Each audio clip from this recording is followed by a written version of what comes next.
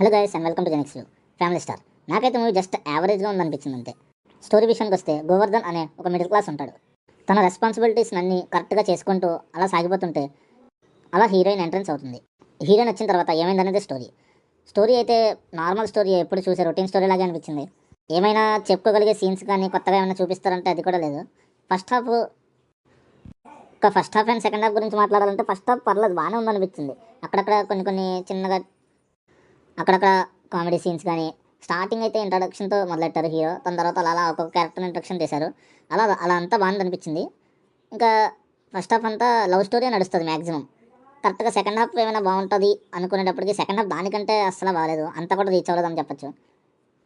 చాలా డిసప్పాయింట్ చేశారు second half అయితే. ఎమోషన్స్ని కరెక్ట్గా క్యారీ చేయలేదు అనిపించింది. దా ఫ్యామిలీ స్టార్ అని పెట్టారు కానీ ఆ ఒక ఫ్యామిలీ స్టార్ ఎన్ని కష్టాలైతే అనుభవిస్తే ఆ పేరు వస్తుందో దానికి కరెక్ట్గా వాళ్ళు న్యాయం చేయలేదనిపించింది. ఇంకా ఓవరాల్గా మూవీ అయితే జస్ట్ యావరేజ్ అని చెప్పొచ్చు. Signing off జెనిక్స్ view.